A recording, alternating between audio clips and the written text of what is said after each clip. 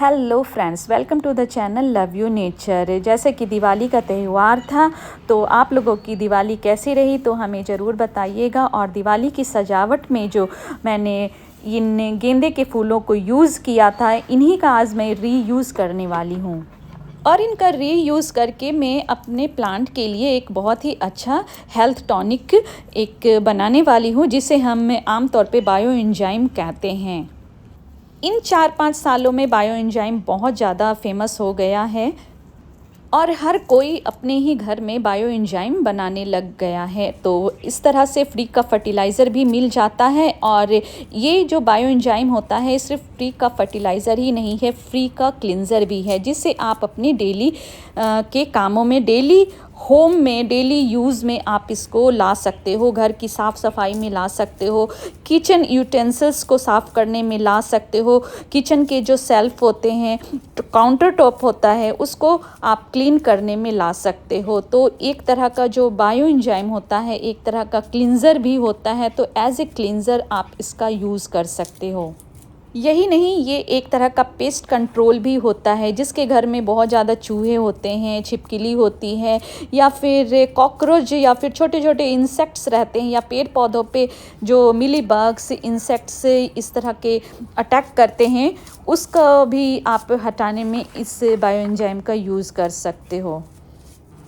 अगर आपके पास फ्लावर्स ना हो तो आप इन फूलों के जगह पे फल के छिलके, या फिर अगर आप नींबू का यूज़ बहुत ज़्यादा करते हो तो नींबू के छिलके आप इकट्ठे कर सकते हो। ख़ास तौर पे सिट्रस वाले फ्रूट जैसे संतरा, मौसमी के छिलके होते हैं, उनका यूज़ करना होता है बायो एंजाइम बनाने में। तो दोस्तों, करना क्या है कि इस तरह से हमें चौड़े मुँह वाला बर्तन ले लेना है, या फिर आप प्लास्टिक का बॉटल ले तो ज़्यादा अच्छा होगा। तो मैंने यहाँ पे प्लास्टिक का बॉटल लिया है। आमतौर पे लोग प्लास्टिक के ही बॉटल का यूज़ करते हैं, क्योंकि सड़ने गलने की प्रक्रिया जो होती है प्लास्टिक में थोड़ी जल्दी हो जाती है। तो हमें फूल लेना है, पानी लेना है और बॉटल लेना है। इसके साथ हमें लेना है जैगरी यानी कि गुड़ लेना है।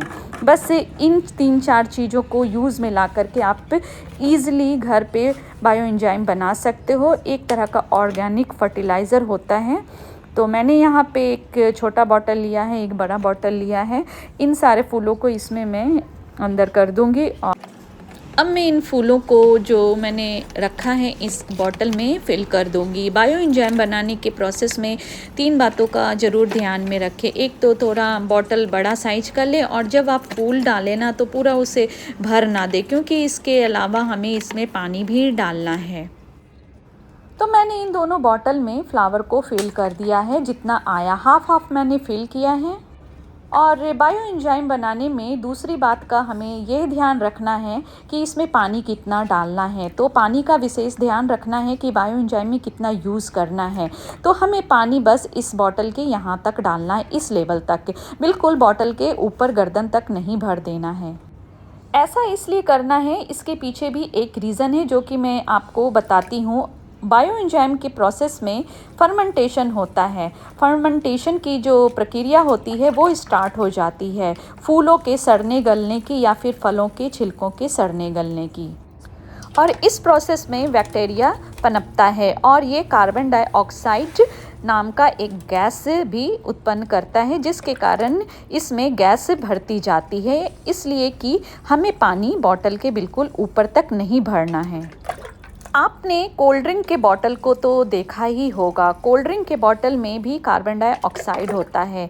उस बॉटल को अगर हम हिला देते हैं तो होता ये है कि जब हम कोल्ड ड्रिंक के बॉटल को खोलते हैं, ढक्कन को खोलते हैं, तो एक गैस सी निकलती है, गैस निकलने की आवाज़ आती है, या फिर बहुत तेज़ हिला देते हैं तो एक फव्वारे की तरह कोल्ड ड्रिंक बाहर की ओर फेंक देता है। ठीक इस तरह ही इस बॉटल में भी वैसा ही हो जाएगा अगर हम इसमें पूरा पानी भर देंगे और गैस नहीं निकल पाएगी तो।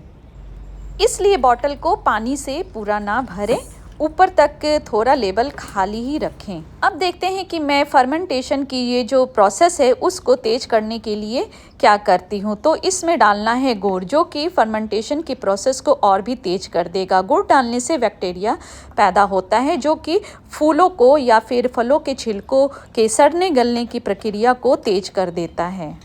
इस तरह से आप जैक जेरी या गुड़ के छोटे छोटे टुकड़े कर ले और बॉटल में ऊपर से डाल दे। 2-4 टुकड़े ही काफ़ी है। अगर आपके पास से गुड़ ना हो तो आप खट्टी छाछ का यूज कर सकते हैं। खट्टी छाछ भी बायो एंजाइम की प्रोसेस को बनाने में काफ़ी उपयोग में आता है, या फिर आप दोनों भी कर सकते हैं। तो मैंने यहाँ पे गुड़ का यूज किया है बायो एंजाइम बनाने के लिए। और इस तरह से मैं गुड़ को थोड़ा नीचे रख दूँगी। दोनों ही बॉटल ऊपर से थोड़ा थोड़ा देखिए खाली है, ताकि इससे जो गैस से निकलेगी वो ईज़िली बाहर की ओर निकल जाए, बॉटल के अंदर ही ना रहे, ना तो बॉटल फट भी सकती है। इस तरह से दोस्तों ये रेडी हो गया है। जो भी हमारे बायो एंजाइम बनाने का जो भी प्रक्रिया थी वो रेडी हो गया है। और इस तरह से हमें कैप लगा देनी है बॉटल को टाइट से, बिल्कुल दोनों ही बॉटल को मैं कैप लगा दूंगी। तो दोस्तों ये जो तीसरा बॉटल मेरे हाथ में देख रहे हो, कुछ दिन पहले मैंने इसे बायो एंजाइम को बनाया है। दोस्तों बायो एंजाइम बनाने में एक और बात का ध्यान में रखना होगा। जब भी हम जिस बॉटल में बायो एंजाइम बना रहे हैं उस बॉटल को हमें शेक नहीं करना है, और टाइम टाइम पर इसके बॉटल के ढक्कन को इस तरह से खोलना है। और खोलने के बाद आपने इस तरह से गैस निकलने की आवाज़ सुनी। तो इस तरह से बॉटल के ढक्कन को दिन में कम से कम एक बार इस तरह से खोल करके इसके गैस को निकालना होगा। अदरवाइज़ नहीं तो ये बॉटल जो है पूरी तरह गैस से फिल हो जाएगा, और किसी एक दिन आप बहुत दिनों के बाद अगर कैप खोलोगे तो पूरा पानी जो आपने इतनी मेहनत लगा के जो बनाई है बायो एंजाइम पूरा निकल करके बाहर आ जाएगा।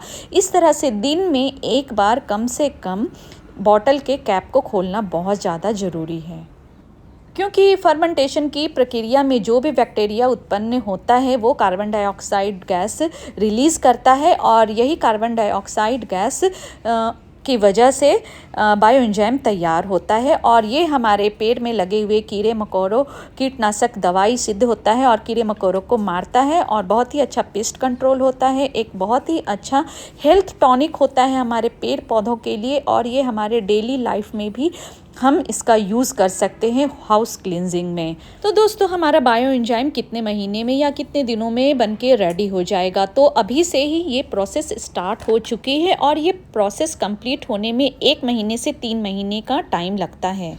आप चाहो तो 1 महीने बाद भी इसके लिक्विड को यूज़ कर सकते हो, और अगर आप में पेशेंस है तो फिर 3 महीने बाद इस लिक्विड को आप यूज़ करो तो ज़्यादा बेहतर होगा। 3 महीने के बाद ये पूरी तरह से बायो एंजाइम हमारा तैयार हो जाएगा बन करके, जो कि बिल्कुल फ्री का ऑर्गेनिक फर्टिलाइज़र होगा। और सिर्फ इसकी एक ढक्कन ही, इस बॉटल की सिर्फ एक ढक्कन 1 लीटर पानी में डालने से ही काम चल जाएगा।